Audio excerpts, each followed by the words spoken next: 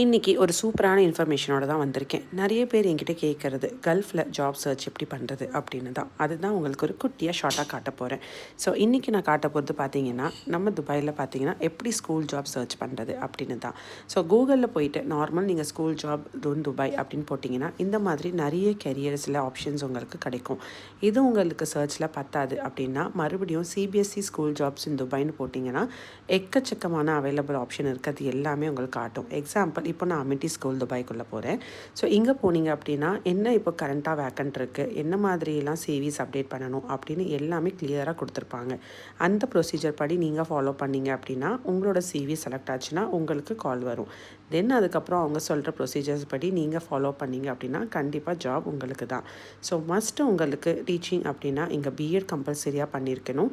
ஒரு டீச்சிங் அசிஸ்டண்ட்டாக போகிறீங்க அப்படின்னா மினிமம் குவாலிஃபிகேஷன் உங்களுக்கு ஒரு பிஜி இல்லைனா ஏதாச்சும் ஒரு டிகிரி இருக்கணும். அந்த டிகிரி ஏதாவது ரெலிவெண்ட்டாக உங்களுக்கு டீச்சிங் சம்மந்தமாக மட்டும் இருந்தால் தான் உங்களுக்கு டீச்சிங் அசிஸ்டன்ட் ஜாபும் கிடைக்கும்.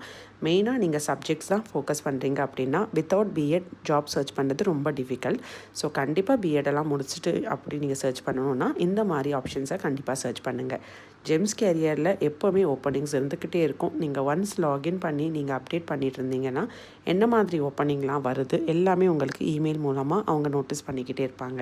ஸோ அந்த நோட்டிஃபிகேஷன் மூலமாக நீங்கள் ஈஸியாக ஜாப் சர்ச் பண்ணி உங்களுக்கான சூட்டபிளான ஜாபை நீங்கள் எடுத்துக்கலாம். ஸோ இந்த இன்ஃபர்மேஷன் உங்களுக்கு ரொம்ப யூஸ்ஃபுல்லாக இருக்கும்னு நினைக்கிறேன். இன்னும் இந்த மாதிரி ஏதாச்சும் வேறு இன்ஃபர்மேஷன் வேணும் அப்படின்னா கீழே மறக்காமல் டைப் பண்ணுங்கள். அதுக்கேற்ற மாதிரி நான் உங்களுக்கு ஒரு வீடியோ போஸ்ட் பண்ணுறேன். அடுத்த இன்ட்ரெஸ்டிங்கான வீடியோவில் மீட் பண்ணும். நீங்கள் எது மாதிரி வீடியோஸ் எதிர்பார்க்குறீங்கன்னு கீழே கமெண்ட் பண்ணுங்கள்.